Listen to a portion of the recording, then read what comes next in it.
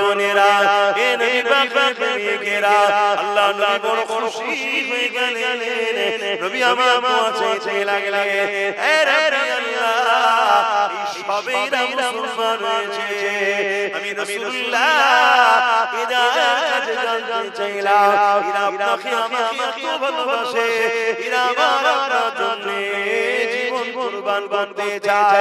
আজ তোমার দাদা দাদি নানা নানি সবাই মুসলমান, কিন্তু দুঃখের বিষয় আজ মুসলমান মসজিদ মাদ্রাসা ওয়াকাফের দুশমনদের বিরুদ্ধে লড়াই না করে, তাদেরকে যদি পক্ষপাতিত্ব করে, তাহলে বড় বড় বিষয় বলতে হয় সে মুসলমান ছিটেওয়ালা মুসলমান, তার মধ্যে ঈমান নাই, কেন যে মসজিদ মাদ্রাসা দ্বীনের দুশমন হবে, আর এই দুশমনকে যে সাপোর্ট করবে তার মধ্যে ঈমান থাকতে পারে না। হে যুবকেরা, তরুণেরা, বাপেরা, আল্লাহ নবী নূহ নবী দয়ার নবী কতটা কষ্ট করেছে ইসলামের জন্য, কতটা কষ্ট করেছে দ্বীনের জন্য। আল্লাহ নবী 313 জন সাহাবাকে নিয়ে এমন করে রওনা দিলে, যেতে যেতে বদর নামক স্থানেতে আবু জেহেল বাহিনীর সঙ্গে দেখা হয়ে যায়। আবু জেহেল বাহিনীকে আল্লাহ নবী থামতে বললে তারা থেমে গেল। আল্লাহ নবী লড়াই ছাড়া তাদের সঙ্গে চুক্তি করতে চাইলো, পরামর্শ করতে চাইলো। হে আবু জেহেল, আমি মুহাম্মদ রাসূল মক্কা ছেড়ে চলে এসেছি, কেন তোমরা বাড়িয়ে মদিনার উপর জুলুম করতে এসেছো? কেন তোমরা এই অত্যাচার করছো? আবু জেহেল বলতে লেগেছে, মুহাম্মদ রাসূলুল্লাহ দিকে মাত্র 313 জন রয়েছে, আর আমার দিকে 1000-এর উপর সৈন্য রয়েছে। আমরা সবাই ঘোড়ার পিঠে, আমরা সবাই উটের পিঠে রয়েছি, আমাদের হাতে অস্ত্র রয়েছে, আর মুহাম্মদ রাসূলুল্লাহ সংখ্যাও যেমন কম, তাদের হাতে খালি রয়েছে। এই সুযোগে মুহাম্মদ রাসূল সহ 304 জনকে যদি মেরে দেওয়া যায়, এই আসমানের নিচে জেজের উপরে আল্লাহর পক্ষে বলা কেউ থাকবে না। হে জালিমেরা, হে জালিমেরা, তোরা জানিস না ইসলাম কি জিনিস? আমার রাসূলুল্লাহ এই কথা বলে শুনতে চাইছে না। এই সময় আল্লাহ রাসূল নূর নবী দয়ার নবীকে আবু জেহেল বলতে লাগলো, হে মুহাম্মদ, হয় তোমাকে আমার দলে আসতে হবে, নচেত আমাদের কাফেলায় লড়তে হবে। দুটো রাস্তা আজকে ভারতের মুসলমানদের জন্য এই অবস্থা, হয় ইসলাম ছেড়ে দিতে হবে, আর না হয় আমাদের লড়াই। তৃতীয় কোনো রাস্তা আমাদের কাছে নাই। কি করবে? লড়াই করবে না ইসলাম ছেড়ে? আমি জানতে চাই ঠিক বলছি? পারবে? কণ্ঠ থেকে আওয়াজ হচ্ছে লড়াই।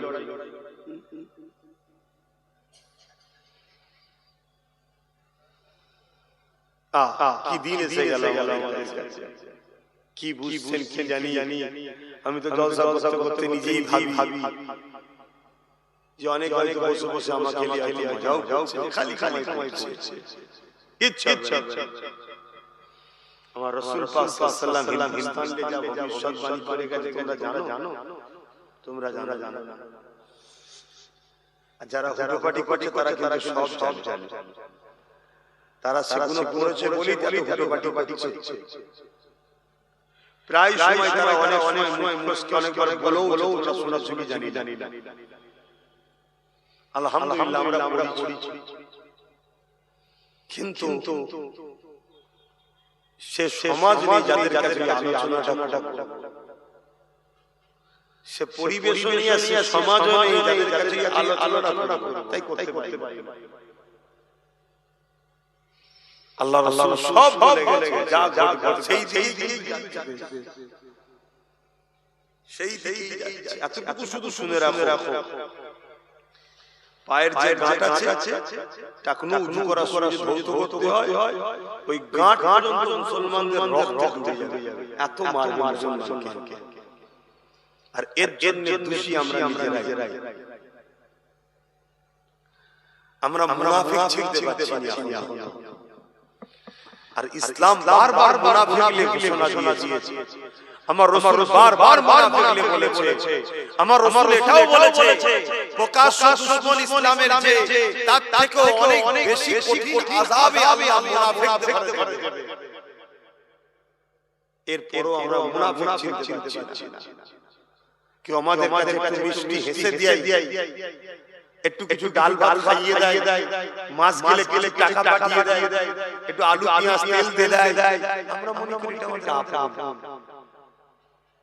আমরা একবার ভাবি না যে আমাদের এই আপন সেজে আমাদের ভিতরে যে সুপার পাওয়ারটা আছে, যেটা পরমাণবিক শক্তি থেকেও শক্তি, সেই ঈমানটাকে বার করছে।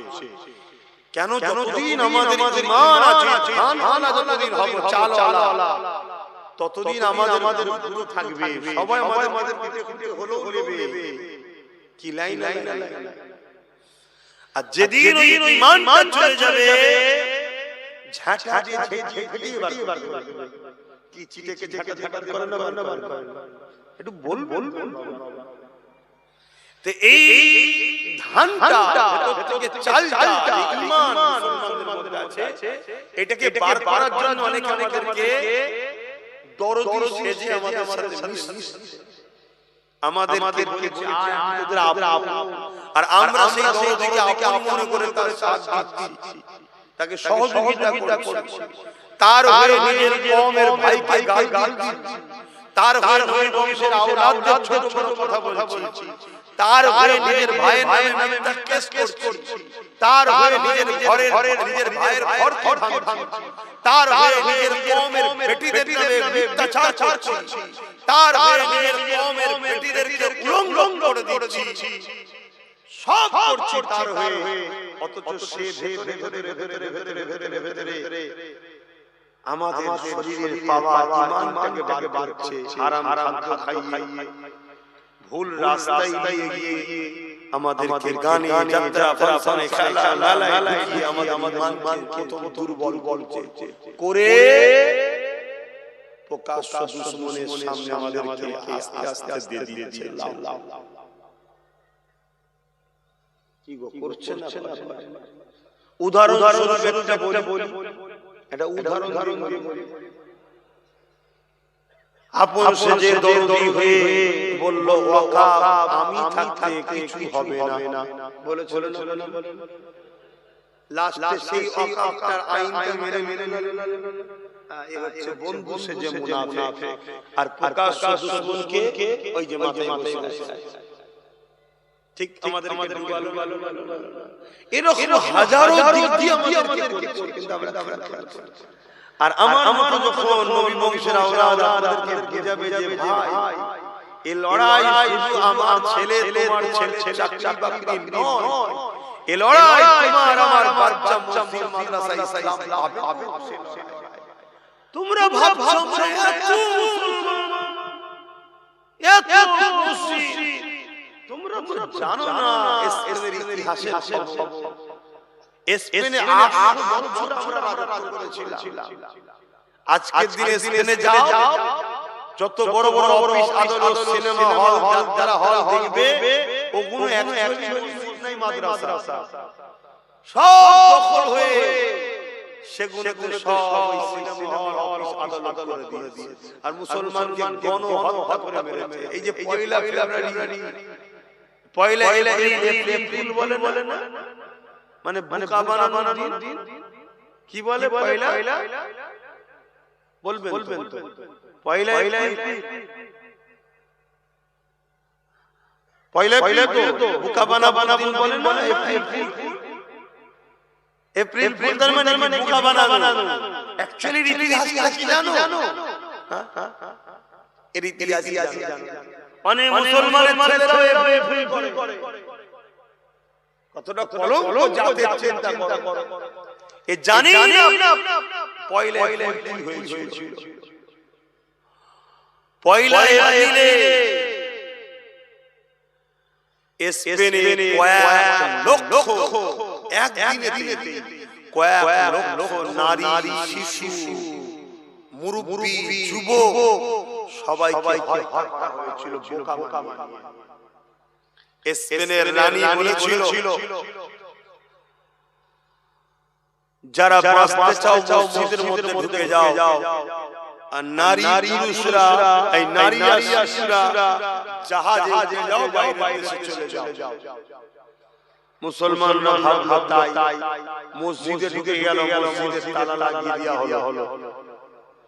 আর যারা জাহাজে উঠেছিল, জাহাজ আগে থেকে তো ছিদ্র করা ছিল, হাজার শয়ে শয়ে জাহাজে হাজার বাচ্চা নদীতে ডুবে এক মুহূর্তের মধ্যে তাদের চিৎকার চেঁচামেচি লাখ ঠান্ডা হয়ে গেল। ওদিকে মসজিদের মধ্যে যারা ছিল তাদেরকে আগুন দিয়ে মসজিদের মধ্যে পুরানো হয়েছিল। এই পয়লা এপ্রিল, এই যে বোকা বানিয়ে মুসলমানকে মেরেছে, এটা হলো এপ্রিল ফুল। আমাদের মতাও আমাদেরকে বোকা বানিয়ে মারছে, ইহুদি এপ্রিল ফুলি বানাচ্ছে। কথা বুঝা যায়? কিন্তু আমার ভাই চলবে না।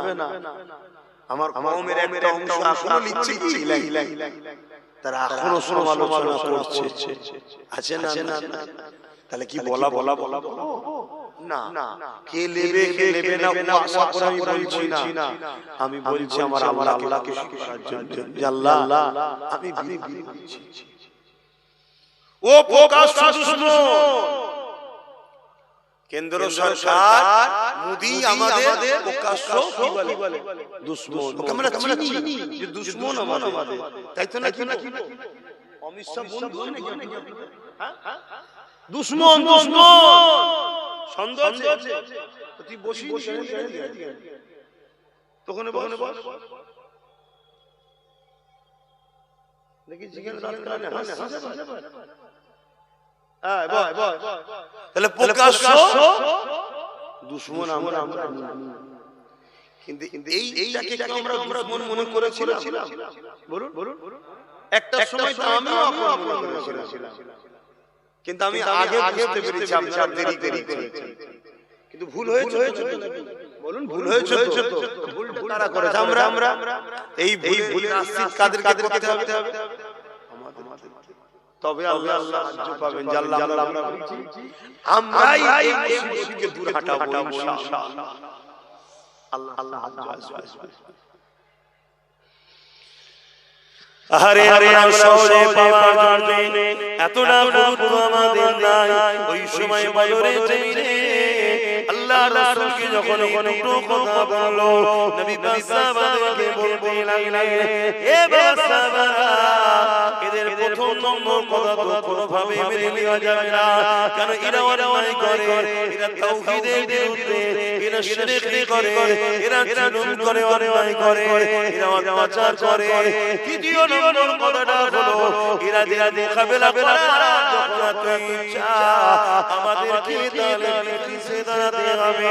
এ বাবা সাহাবারা, তোমরা বাবা কাতার রেডি হয়ে যাও। সাহাবারা বলতে লাগলেন, ইয়া রাসূলুল্লাহ, হাবিবাল্লাহ, আমাদের হাত খালি, ওদের হাতে অস্ত্র রয়েছে।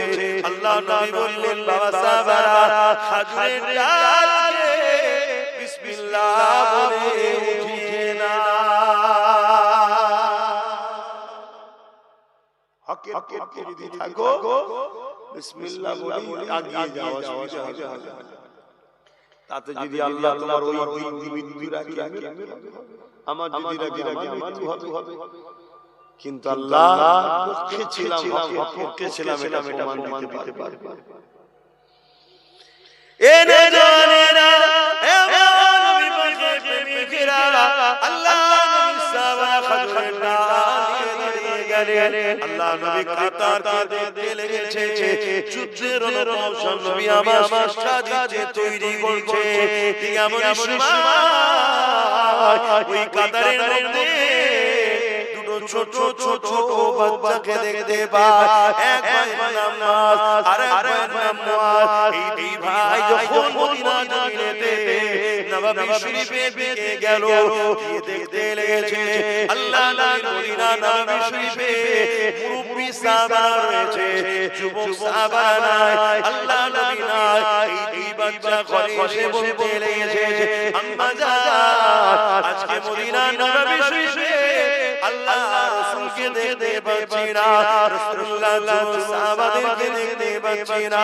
ওই সময় মা বলেছিল, এ ছেলে মক্কা সম্রাট আবু জেহেল 1000 সৈন্য নিয়ে আমার রাসূলুল্লাহ হামলা করবে, মদিনার উপরে হামলা করবে বলে রওনা দিয়েছিল। এই খবরটা পেয়ে আল্লাহ নবী তাদেরকে মদিনায় আসার আগে মুসার জন্য আগিয়ে গেছে। মদিনায় যাইতে গিয়ে তারা হামলা না করে দেয়, মদিনার নারী শিশু মুরব্বিদের হত্যা না করে ফেলে, তাদের উপরে আঘাত না দিয়ে ফেলে। এই জন্য রাসূলুল্লাহ আগিয়ে গেছে। এই কথাটা শুনে ওই বাচ্চা বলতে লেগেছে, আম্মা জান আমাদেরকে দুটো ছোট ছোট ছুরি হবে, কি করবে বাবা? ওই আবু জেহেল আমার রাসূলুল্লাহকে অনেক দিন ধরে কষ্ট দিচ্ছে, আম্মা জান ছোট ছোট ছুরি দেয়, যেটা খেয়ে আমরা আমার রাসূলুল্লাহ দুশমনের বিরুদ্ধে লড়াই করব। মা শুনে কত খুশি হয়ে গিয়ে আল্লাহ শুকরিয়া আদায় করতে লেগেছে। দুটো ছোট ছোট ছুরি বার করে দিয়ে ওই বাচ্চারা তুলে দিল, যা বাবা আল্লাহ রাসূলের দুশমনের মোকাবেলা করো। আর আজকের মায়েরা বলছে, না বাবা ওদিকে যাস না, যেখান থেকে আমি ভিক্ষা পাই সেদিকেই থাক বাবা। এমন কিছু মা আছে, তো ওই মায়ের ছেলে ওই মাকে জুলুম করবে, কথা বল কেন? ও মা ছেলেকে রাসূল চিনাই নাই, হক চিনাই নাই, ইসলামের দুশমন চিনাই।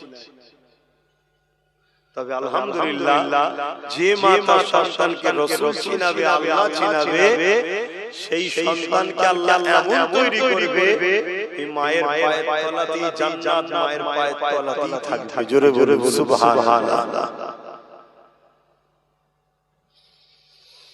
এ তরুণেরা, এ মা নবী পাকের প্রেমিকেরা, বাপেরা, জওয়ানেরা, তরুণেরা, বন্ধু শুনে রেখে দাও, আল্লাহ নবী যখন এই বাচ্চা দুটো সামনে এসে দাঁড়ালেন, ওই বাচ্চা দুটো রাসূলুল্লাহ যদি লড়াইয়ের ময়দান থেকে তাদেরকে ঘরে পাঠিয়ে দেয়, এই চিন্তায় তারা পায়ের উপরে টিকে দিয়ে মাথাটাকে ঠেলে একটু উঁচুতে তুলতে লেগেছে।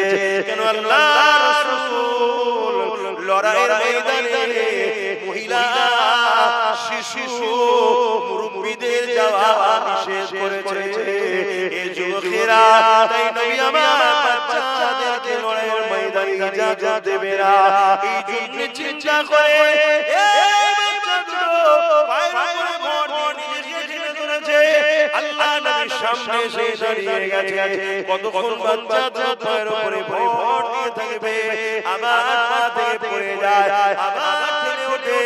আল্লাহ নবী মুচকে এসে বললেন, বাবা ছেলেরা, কার ছেলে বাবা? মায়ের কোলে ফিরে যাও বাবা, এটা খেলা করার মাঠ নয়, এখানে লড়াই হবে বাবা।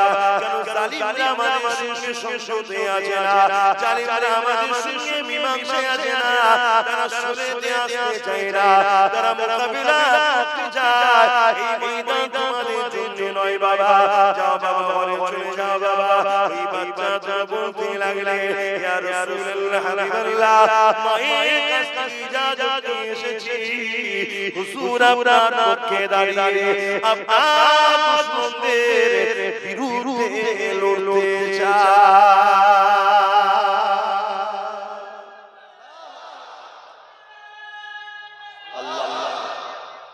আজকে রাসূলের দিনে দুশমন আছে না?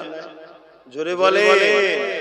আজকে সেই নবীর ঘরে ছেলে যদি জানতে চায়, জামার সাথে সাথ দিয়ে ঐক্য হয়ে নবীর দিনে দুশমনদের বিরুদ্ধে কারা লড়তে রাজি আছে, হাত হাতে সাক্ষী দেয়।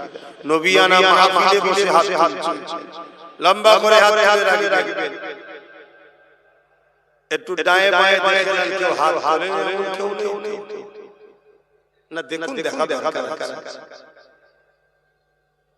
হাত না বানা। যদি কেউ রাসূলের দুশমনের সঙ্গে লড়তে না চায়, তাহলে বুঝে নিতে হবে সে মুসলমান, বাহ্যিক মুসলমান, ভেতরের দিক থেকে কিন্তু ঈমান তার মাথায় ঢুকছে। আজকে বড় বড় খুতো দুশ্মন আমাদের মাথায় উঠলো কি করে? আমাদেরই ঘরের গাদ্দার জন্য না, আমার ঘরের রাস্তা, আমার ঘরের সব খবর পেল কি করে? আজকে 18ই ডিসেম্বর, তাই তো নাকি? গতকাল 17ই ডিসেম্বর মনে আছে? দাদা হুজুরের দরবারে আমার বাড়িতে এই রাজ্য সরকারের প্রশাসন রাত থেকে গিয়ে হামলা চালিয়েছিল। তখন কি আমার কোনো রাজনৈতিক দল বলেছিল? তাহলে কেন হামলা শুনেছিল? বলো এটা বুঝতে হবে। কেন নার্স করে মুসলমান দাঁড়িয়ে দিয়ে বলেছিল বিজেপি, আর আমি প্রতিবাদ করেছিলাম যে বিজেপির মোকাবেলা রাস্তায় নেমে না করে রাজ্য সরকার যেন নাগরিকের পক্ষ থেকে একটা কেস বিজেপির বিরুদ্ধে, এটা বলা অধিকার আছে না? কিন্তু পয়েন্টটা কঠিন। রাজ্য সরকার দেখলে কথা বলে যদি এই কথা সবাই আমায় আন্দোলন দেয় তাহলে আমি ফেসে যাব। কেন আমি বেঁচে আছি মুরিদ দয়াতে, আমার দলটা হয়েছে বিজেপির দয়াতে। কথা বুঝে আসছে না? বিজেপি তো টিএমসি কে তৈরি করেছে, তাহলে আমি তার বিরুদ্ধে কেস করলে টিকবো কি করে? এত কিছু হয় কেন দেখেছে এরা? এজন্য বলে আর ছোট বিষয় কেস চলে যায়। কথা মাথায় ঢুকছে? তাই আমার বাড়ি ঘরটাই না আমি থাকি, কিন্তু এই ভিটেটা আমার না দাদা। সেই বাংলার মুসলমানদের বুঝে নেওয়া দরকার ছিল যে শয়তান আমাদের, কিন্তু সেই বুঝে নে বলে আজকে ওয়াকাও গেল, আর ওবিসি বুঝে। তুমি জিজ্ঞেস করছো ওবিসিটা কেউ বোঝে না? আপনি বলবেন হুজুর আপনি জলসা করবেন ওবিসি, আমি কি করব? আপনি তো দিন থেকে এটাই বোঝেন যে নামাজ আমার আওয়াজ আপনি বুঝতে পারছেন না। আল্লাহর সৃষ্টিকে বিপদ থেকে বাঁচাবার নাম ইসলাম। জোরে বলে সুবহানাল্লাহ। যদি অমুসলিমও বিপদে পড়ে তাকেও তার বিপদ থেকে বাঁচাবার নাম কি? জোরে বলো। সেই জায়গায় ওবিসি তে আমার মুসলিম সমাজের ছেলে মেয়েদের পুরো লাইফ একটা মুসলমান ছেলে চাকরি পাবে না, একটা মুসলিম মেয়ে চাকরি পাবে না, না ডাক্তার হতে পারবে না জজ, না কি বলে আইএএস বড় পদের চাকরি একটা মুসলমানের ছেলে পাবে না। ভালো জায়গায় মুসলমানের ছেলে পড়তে পারবে না। ওবিসি কে নতুন সংরক্ষণের নামে রাজ্য সরকার যে ক্ষতিটা করে দিয়েছে আপনারা জানেন না? এই জানেন সত্যি করে বলুন কজন জানে? তাহলে যে জাতি তার পিছনে কি ষড়যন্ত্র হচ্ছে এটাই জানে না, সে জাতিকে জাগাবে। যে জাতি জানে না তার ঘরে আগুন লেগে গেছে, তাকে আমি কি করে ঘর থেকে বার করব?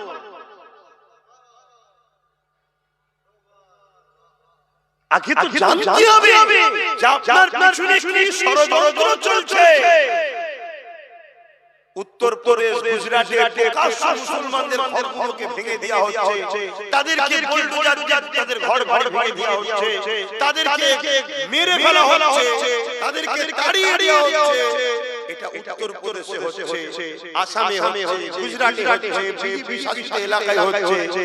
আর আমার রাজ্যে সিস্টেমটা একটু আলাদা। কি এখানে প্রয়োজনে একদম আমাদেরকে শেষ করে দেওয়া হচ্ছে। যেমন এই যে ভ্যাকসিন দিয়েছেন না, করোনার ভ্যাকসিন, কি গো এই ভ্যাকসিনের বর্তমান রিপোর্ট কি? যারা দিয়েছে অটোমেটিক বলছে আমার শরীর অকেজো হচ্ছে, দুর্বল হচ্ছে। কথা বুঝা এই ভ্যাকসিনটাই মমতা আমাদের আস্তে আস্তে শেষ করছে, যেটা আমরা বারবার বুঝতে পারছি না। কেন ঘুমটা দিয়ে আছে তার দলে নামে মুসলমান, হাকিকাতে মুসলমান নয়, 40-50 জনকে এমএলএ এমপি করে দিয়েছে, যাদেরকে আমরা মনে মুসলমান, আদৌ মুসলমান নয়। এই কথা বুঝছেন না? যারা শিরকের সাথে যুক্ত হয় তারা আবার কি করে মুসলমান? শিরকের অনুষ্ঠানকে পার্টিসিপেট করে আনন্দ প্রকাশ করে তারা আবার মুসলমান হয় ভাই।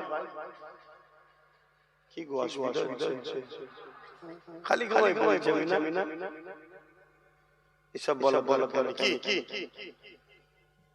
ঘুমো মুসলমান এখনি দোয়া করে দিচ্ছি ঘরে গিয়ে খাওয়া দাওয়া করে নামাজ পড়তে পড়বে না কম্বল ঘুমিয়ে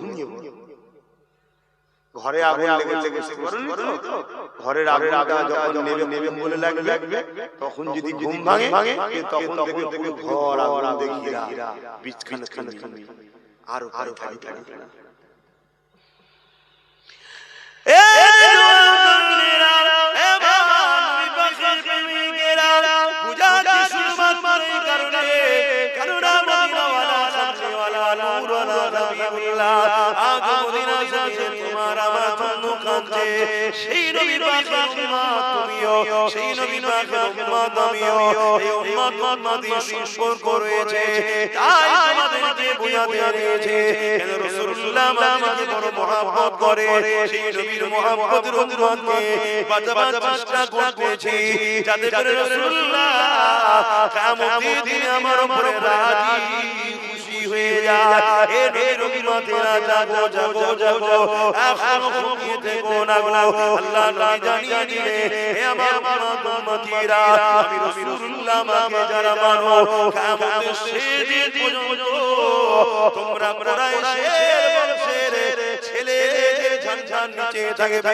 কুরাইশের নেতৃত্ব মানবে হে যুবকেরা তরুণেরা আগামী কিল্লা কুরাইশ সন্তান করেছে জমানার মুজাহিদ করেছে তার নেতৃত্ব তোমার আমার বাপ দাদু এখন সবাই মেনে চলছে সেই বংশের আওলাদ হিসাবে আজ তোমাদেরকে ডাকি আসো ঐক্যবদ্ধ হয়ে ক্ষমতা অর্জন করি যে রাস্তায় তারা আমার মসজিদকে মিটাচ্ছে যে রাস্তায় তারা আমার মাদ্রাসাকে মিটাচ্ছে যে রাস্তায় তারা আমার আকাবকে নিয়েছে ওই রাস্তা দিয়ে হেঁটে গিয়ে বাবা তৈরি করে আমাদের আকাবকে ফিরিয়ে নেব পাশাপাশি আমাদের চাওয়া পাওয়া প্রয়োজন যা আছে আল্লাহ পাকের দয়াতেও সেটাও ইনশাআল্লাহ মিটে যাবে আর যদি তা না করে ঘুমিয়ে থাকে চাই যাদের করো সময় কিন্তু বড় সংক্ষেপ আফসোস করতে হবে বিগত দিন যা বলেছিলাম আজকে তাই ঘটছে আজকে যা বলছি কাল ঘটে যাবে ইনশাআল্লাহ আসেন আমার রাসূলুল্লাহর কথা বলছিলাম ওই বাচ্চাগুলোকে বারবার বোঝাতে লেগেছে এ বাবা ছেলে মায়ের কাছে ফিরে যাও বাবা ওই বাচ্চাগুলো বলতে লেগেছে ইয়া রাসূলুল্লাহ হাবিবাল্লাহ আমি যাব না হুজুর আমাদেরকে পাঠিয়ে দেবেন না মাকে বলে এসেছি ভাই জীবন দেব না রাসূলুল্লাহর জালিমের বিরুদ্ধে লড়াই করে আবু জেহেলকে খতম করে দেব ইয়া রাসূলুল্লাহ হাবিবাল্লাহ আপনি আমাদেরকে আপনার কাছ থেকে সরিয়ে দেবেন না এই বলে বাচ্চাগুলো কাঁদতে লেগেছে আল্লাহ নবী ভাইয়ের মধ্যে থেকে বললেন ঠিক আছে তোমার ভাইয়ের মধ্যে যে বড় তাকে আমার সাথে ইজাজত দিলাম কিন্তু ছোট ভাই তুমি তোমার মায়ের কাছে ফিরে যাও আজান দিচ্ছে আচ্ছা মহল্লার আজান হয়নি মহল্লাটা হলে বলবেন কথা বুঝে আসছে কেন এখন তো লাউড স্পিকারে আজান হয় এইজন্য মহল্লার হক আদায় করতে হবে তাহলে একটা কি এক বড় ভাইকে বলবো আপনি যান আপনি আমাদের সাথে থাকে ইজাজত রাসূল বাবা তুমি আমাদের সাথে থাকো যখন এখন এত করছো আর তার মধ্যে থেকে তুলনা মূলক যে ভাই ছোট ছিল তাকে রাসূল বললেন তুমি বাবা মায়ের কাছে যাও ছোটটাই করলে কান্না শুরু করেছে ভাবো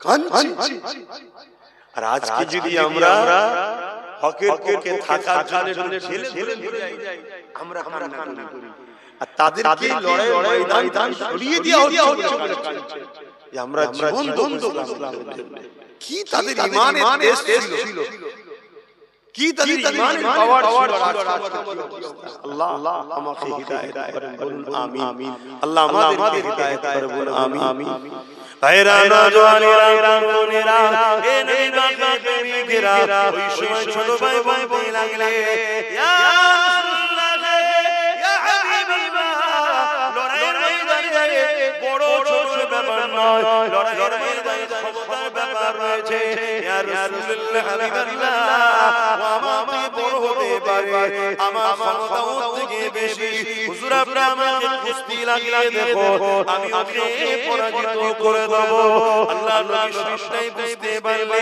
রাসূল বললেন সাহাবারা দেখো দেখো দেখো দেখো আল্লাহকে কতটা ভালোবাসি বাচ্চা দেখো দেখো দেখো বাবা এই বাচ্চা দুধর রাসূলকে কতটা ভালোবাসে এই যুবকেরা জানেরা আল্লাহ নবী সাহাবাদেরকে ডাকলেন তাদের মধ্যে কুস্তির প্রতিযোগিতা শুরু হলো কিন্তু কুস্তির প্রতিযোগিতার আগে ছোট ভাই বড় ভাইয়ের কানে বলে দিল ভাই আপনি তো বড় আপনি তো জিতে যাবেন ক্ষমতা আপনার বেশি কেন আপনি জান্নাতে যাবার রাস্তা আমার আটকে দিয়েছে ভাই আপনি আমাকে একটু জিতা সুযোগ না দেন এই কথা হয়ে গেল আল্লাহ নবী সবই দেখছে মুচকি হাসি হুজুর তো সবই জানে এ যুবকেরা তরুণেরা ছোট ভাই বড় ভাইয়ের গায়ে হালকা করে টাচ করলো বড় ভাই জমিনে পড়ে গেল ছোট ভাই তার বুকের উপরে বসে পড়ল পরে তার রাসূলুল্লাহকে বলতে লেগেছে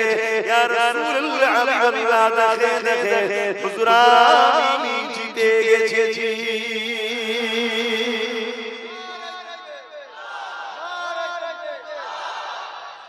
ওইদিকে আবু জেহেল বাহিনীরা দেখছে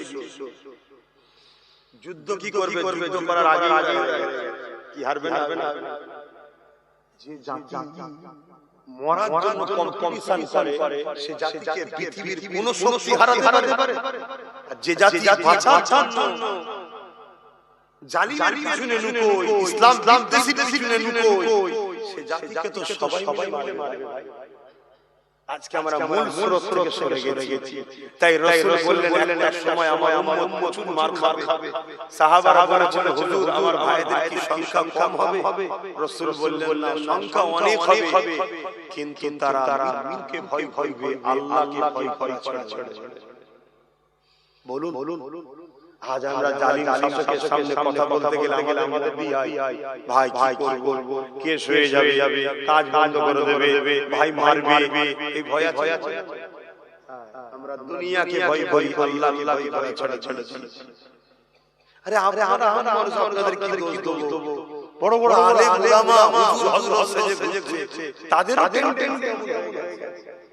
তাদের চিন্তাধারা এমন না এই মুহূর্তে যত আলেম উলামা যত আছে সবাই যদি একসাথে তলায় এসে এই মুহূর্তে একটাই কথা বলে ওয়াকাফের দুশমন যারা আমাদের দুশমন তারা ওয়াকাফের বন্ধু যারা আমাদের বন্ধু তারা আমরা ছাড়া কোনো বেটা বাংলাদেশ ক্ষমতায় থাকতে পারবে না তাহলে এই মুহূর্তে আমাদের দাবি সবাইকে মানতে হবে না কিন্তু আমাদের খেয়াল আছে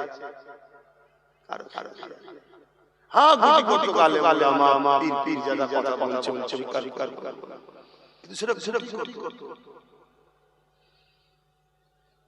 তাহলে কি বলা বলতি নাকি না কেউ যদি নাও বলে তাও বলতে হবে কেউ যদি সাথ না দেয় তোমাকে তাও হকের থাকতে হবে যদি তুমি আল্লাহ ও রাসূলকে ভালো অসুবিধা হচ্ছে ঠান্ডায়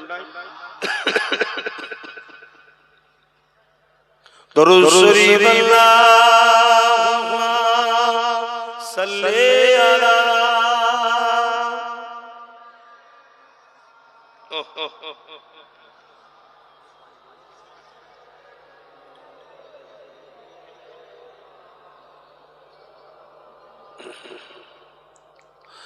মধুর চেয়ে মধুর আরো আমার নবীর নাম আমার নবীর নাম মধুর চেয়ে মধুর আরো আমার নবীর নাম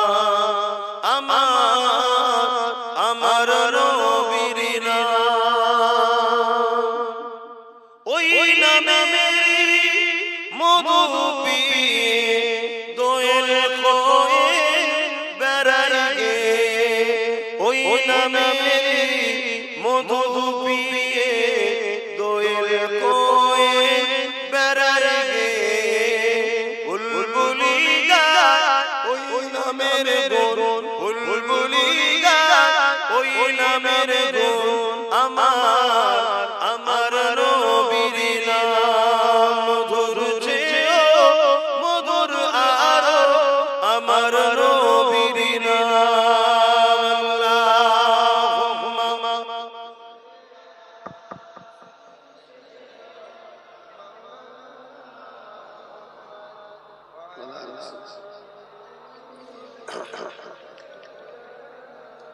ভাইরা কি কথা বলবো না শেষ করে দেব অসুবিধা হচ্ছে না ভালো লাগছে না তো কেন আপনারা উপরে তো একেবারে তবে আল্লাহ নিয়ামত গাছের ছাদি ছাওয়া তার এটা নিহনি হরে পুরো খোলা আমার চারিদিকে একটা ঠান্ডা ভাব শুধু এটা নয় এই এলান যখন রাসূল করেছিলেন বদরের জমিনে এই মক্কা মদিনা শরীফের জমিনে কি আসো যেতে হবে ওই সময় একটা বাড়িতে বাপ আর বেটার মধ্যে লড়াই হয়ে গেছে এই লড়াই দুই জায়গা দখল নিল এই লড়াই বারবার বিজনেসের লড়াই নয় এই লড়াই আমাদের নয় কম্পিটিশনের লড়াই কি লড়াই বাপ বলছে আমি রাসূলুল্লাহর সাথে যাব আবু জেহেল খেলতে ছেলে বলছে আমি রাসূলুল্লাহর সাথে যাব বাপ বলছে তুমি ঘরে থাকো ছেলে বলছে না বাবার বয়স হয়েছে আপনি ঘরে থাকে আমি রাসূলুল্লাহর সাথে যাব জোরে বলে সুবহানাল্লাহ হায় তাদের কি কম্পিটিশন ছিল আজ যদি সময় ডাকা হয় চলো আগামী দিন মসজিদ মাদ্রাসা ওয়াকাফ বাঁচাবার স্বার্থে জালিমদের বিরুদ্ধে লড়াই করতে হবে তুমি আমি বলবো আমার মাঠে চাষ আমার বাজারে জিল যেতে হবে আমার কাজ আছে দোকান খুলতে হবে কি বল হায় হায় এত সহজ এটাও করতে হবে কিন্তু কখনো যদি তোমার প্রয়োজন হয় দিনের স্বার্থে তোমার জীবনকে দিতে সেদিন তোমাকে দুনিয়ার তাকালে হবে না যত গাড়ি যত জমি জায়গা পরিবার স্ত্রী বাচ্চা সন্তান সব রেখে দিয়ে চলে যাবো ভাবলে হবে না তোমার যদি মরণ থাকে তবে তো মরবে না হাজারো লড়াইয়ের ময়দান থেকে তুমি বিজয় হয়েই ফিরবে জোরে বলে সুবহানাল্লাহ হযরত সালাউদ্দিন আইয়ুবী 125টা লড়াই করেছে প্রত্যেকটা লড়াইয়ে বিজয় লাভ করেছে আর উনি প্রত্যেকটা লড়াইয়ে যাওয়ার আগে আল্লাহর কাছে দোয়া করতেন যে আল্লাহ আমি যেন শহীদ হই কিন্তু একটা 125টা লড়াইতে সব লড়াই বিজয় লাভ করে শহীদ হই জোরে বলে সুবহানাল্লাহ আবার লড়াই কেমন লড়াই একটা যুদ্ধ হয়েছিল মুতাত যুদ্ধ যেখানে রোম এম্পায়ারের সাথে লড়াই রোমানিয়ার সৈন্য ছিল 2 লক্ষ আর সালাউদ্দিন ইমাম হযরতে আমার নবী পাক সাল্লাল্লাহু আলাইহি ওয়াসাল্লামের সাহাবী তিনাদের সংখ্যা ছিল মাত্র 3000 কোথায় 2 লক্ষ কোথায় 3000 তারপরও সাহাবারা বিজয়ী হয়েছে খালিদ বিন ওলীদের নেতৃত্বে আল্লাহু আকবার জোরে বলে সুবহানাল্লাহ হযরত সালাউদ্দিন আইয়ুবীর কথা ভাবো এসব ইতিহাস যুবকদের জানা দরকার জানো তো নাকি শুনবে পড়বে মুনাফিকরা যুগে কত ক্ষতি করেছে তোমরা জানো না হযরত ইমামে হুসাইন পাক কারবালায় গেছে মাত্র 72 জনকে নিয়ে আর এজিদ বাহিনী এসেছে 25,000 এর মধ্যে 13,000 ছিল আলেম উলামা মুফতি এজিদের পক্ষে ভাব তা আজকের এজিদের উত্তরসূরিদের পক্ষে আলেম উলামা আছে না কথা বলছো না তো থাকবে তো এটাই তো পরীক্ষা আমাদের যে তুমি মলি সাহেব ছোট না মলি সাহেব নবীর পক্ষে আছে না বিরুদ্ধে ওইটা দেখো এটাই তো ব্যাপার এজিদ কাউকে বলেছিল যে পদ দেব ওই এলাকার গভর্নর করে দেব ওই এলাকার তোকে এই দায়িত্ব দেবো, কাউকে সোনা দানা দিয়েছে, কাউকে টাকা দিয়েছে, এই সব লোভে পড়ে 13,000 আলেম উলামা মুফতি হাফেজ এজিদের সাথ দিয়ে ইমামে হোসেন পাককে শহীদ। এসব ওয়াজ পড়ে জেনে শুনে ওয়াজ করতে বেরিয়েছি, আমাদের জিন্দেগি কোনো ভরসা নাই। কেন আজ অনেক আলেম উলামা আমার বিরোধী আজকের এজিদের সঙ্গে থেকে করে না, কিন্তু সব চিন্তা করতে গেলে হবে না। আমরা তো দাবি করি যে আমরা হোসেন পাকের গোলাম, কি দাবি করো না? আমরা হোসেন পাকের সঙ্গে জান্নাতে যাব, বলো না? তো মুখে হবে, প্রমাণ দিতে হবে না যে আজকের এজিদের বিরুদ্ধে আমরা থাকবো, তবেই তো হোসেনের পক্ষে থাকবে। এজিদের পক্ষে আর বলবে আমরা হোসেনের পক্ষে, এই মুনাফিকি ছাড়া কি হতে পারে? দুনিয়াকে হয়তো ধোঁকা দিয়ে দিয়েছো, আমার আল্লাহকে ধোঁকা দিতে পারবে কি গো? আমার আব্বা জানে ছেলে ঠিক ছিল নাকি? মুরব্বিরা কি বলছে ঠিক ছিল? আহা, সারা জীবন ওয়াজ হচ্ছে, নামাজ পড়ো, রোজা রাখো, হজ করো, দাঁড়িয়ে রাখো, সারা জীবন ইসলামে ছাড়া নামাজ পড়তেই হবে, সবাই জানে, কিন্তু নামাজ পড়ে যদি এতিমের মাল ঝেড়ে খায়, সে নামাজি হবে, এটা কজন জানে? নামাজ পড়তে হবে সবাই জানে, কিন্তু নামাজ পড়ে যে বেদ দিয়ে পড়লে ওই নামাজি হবে। রোজা রাখতে হবে সবাই জানে, রোজা রেখে গরিব এতিম অসহায়দের পয়সা লুটে তার পার্টিতে বেঈমান মুশরিক কাফেরদের সাথে একসাথে গপগপ কি হবে? এটা কজন জানে? কি গো বলবেন? আপনাদের ঘরে কষ্ট দিচ্ছে, আমি খালি শুনতে চাই না, আমি শোনা। চলেন ছোট করে দিই। ইয়া নবী সালাম,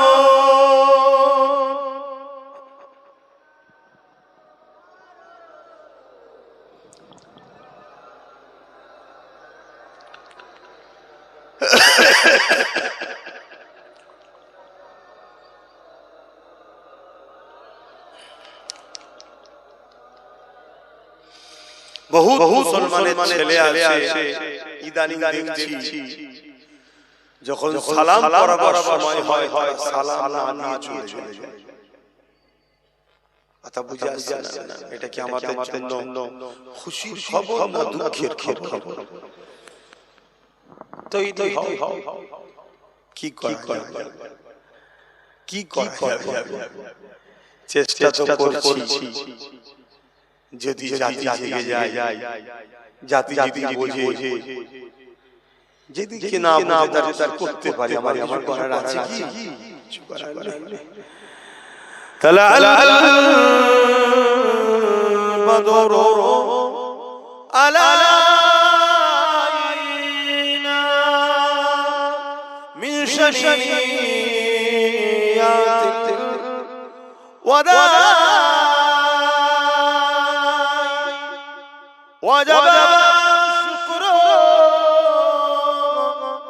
علينا ما دعا لله يا نبي سلام يا رسول سلام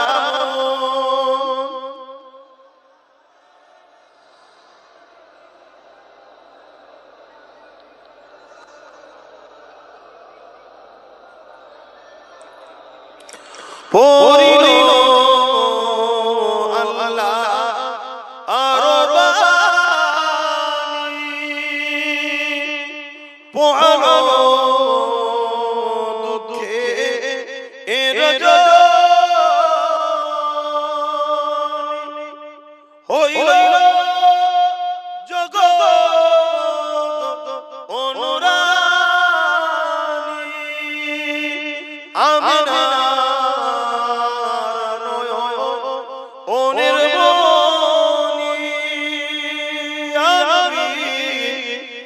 सलाम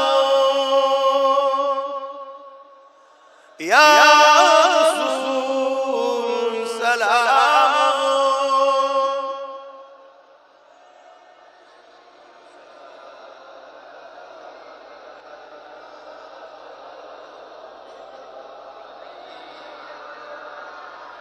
या नबी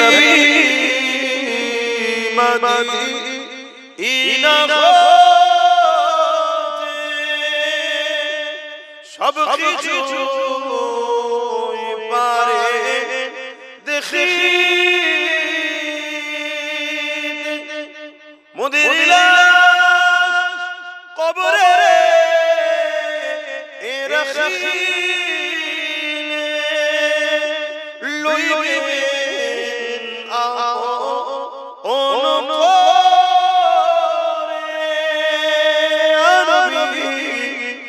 সালাম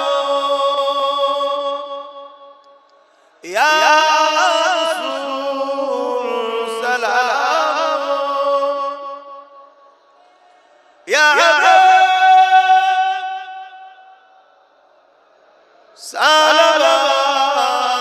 সালাতুল্লাহ সকলে গায়ে বসে দোয়া হবে বালাগাল উলা বিকামালিহি কাসাবাত তুজা বিজামালিহি حسنت جميع قصاره صلوا عليه وآله اللهم صل على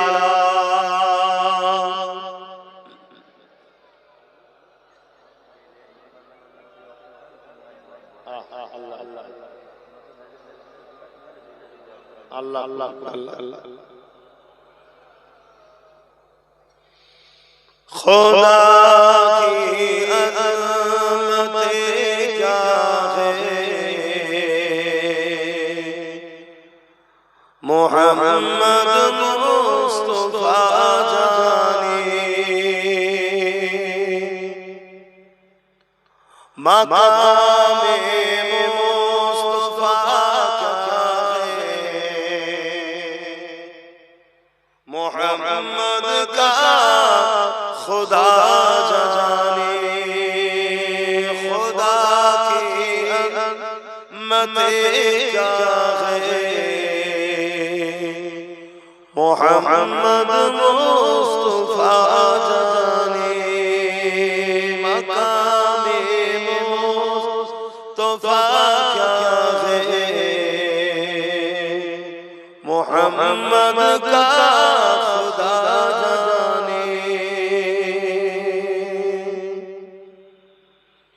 काज जिब्रील ने सिदरा तलख मेरी रसाई थे काज जिब्रील ने सिदरा तलख मेरी रसाई थे है कि मंज़िल आगे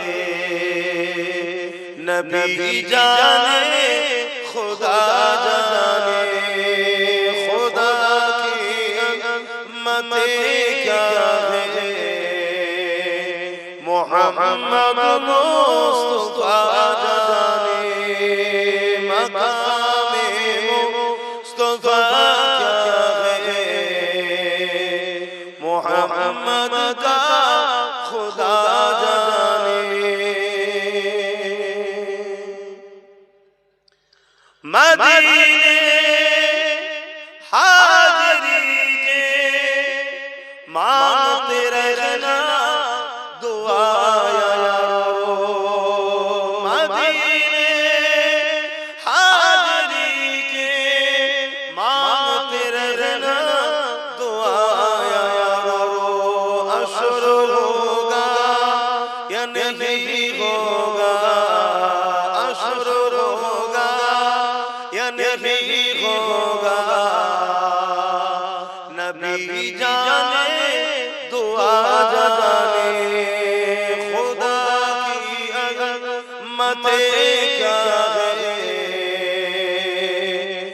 मोहम्मद मुस्तफा जाने मकामे मुस्तफा क्या है मोहम्मद का खुदा जाने अल्लाहुम्मा सल्ली अला